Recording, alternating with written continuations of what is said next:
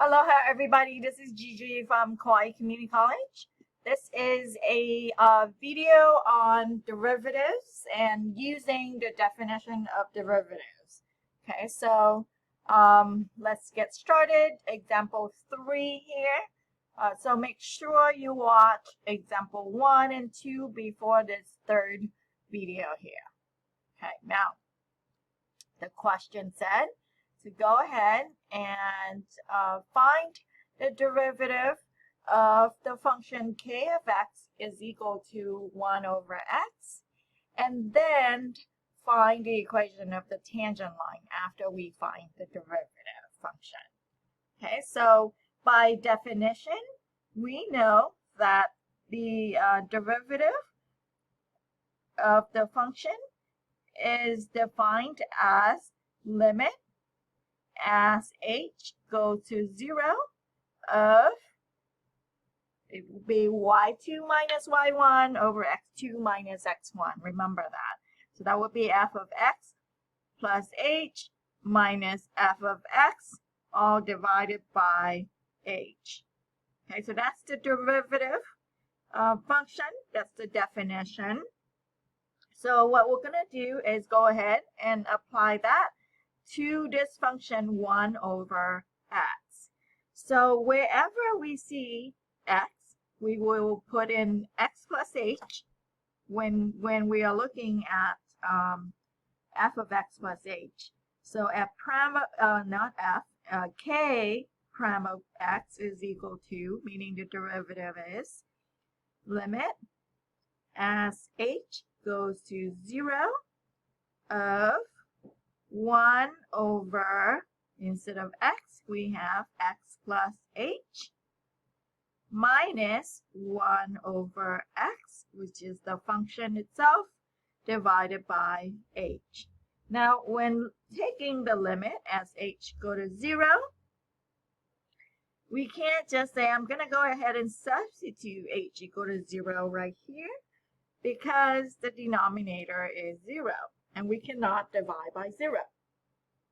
Okay, so we have to be clever about changing the way this look, just like how in example 2 we did rationalizing the numerator, right? So here we have a complex fraction. So we're going to go ahead and clear that complex fraction.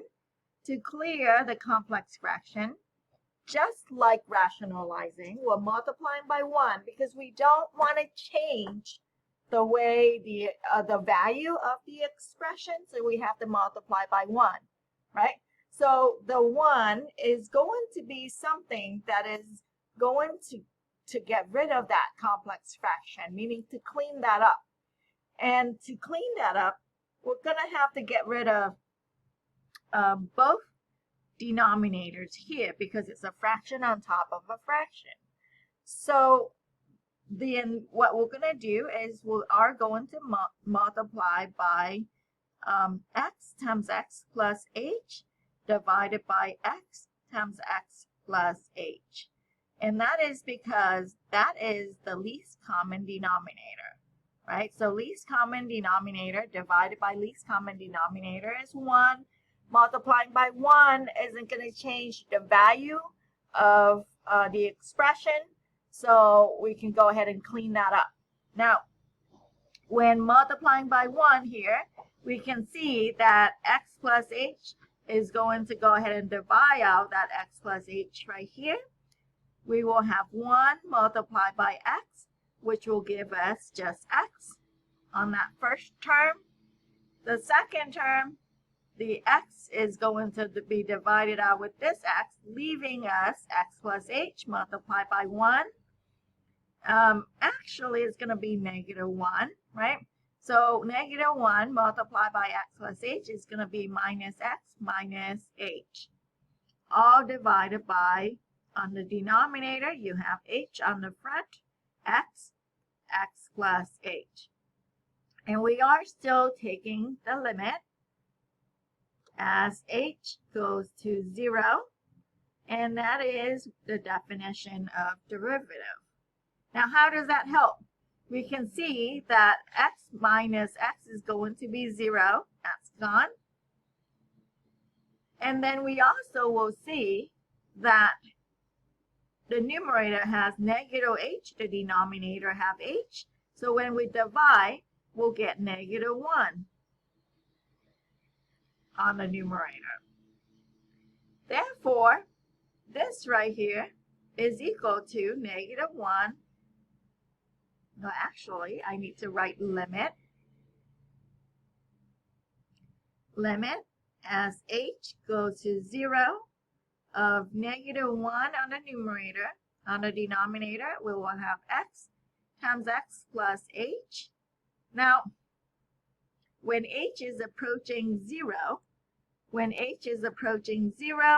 we can do a direct substitution here, and that x plus h is going to become very close to x, and then x times x is x squared.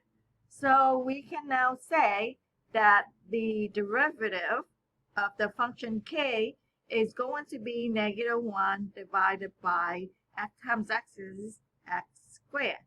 And that is the derivative function of 1 over x. Okay, so the second part said use that to find the equation of the tangent line when x is negative 5. Okay, so when x is equal to negative 5, then the slope of the tangent line is the derivative evaluated at negative 5. Right? So from earlier, we found that the derivative is negative 1 over x squared. So then the derivative evaluated at negative 5 is going to be negative 1 over negative 5 squared, and that will be negative 1 over 25. That is the slope. That is m, right? And then we would say y equals mx plus b. The m is negative 1. The m is negative 1 over 25. The x is negative 5 plus b. What is y? Well, remember that the function k of x is 1 over x. So k of negative 5, meaning the y value, is negative 1 over 5. Okay, so that is the y value, which would go right here, negative 1/5. Negative times negative is a positive. 5 divided by 25 is going to be 1/5.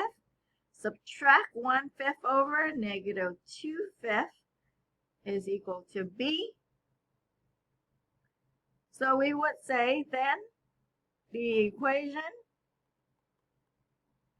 of the tangent line at x equal to negative 5 is y equals negative 1 over 25x minus 2 over 5. That is the equation of the tangent line at x equals negative 5.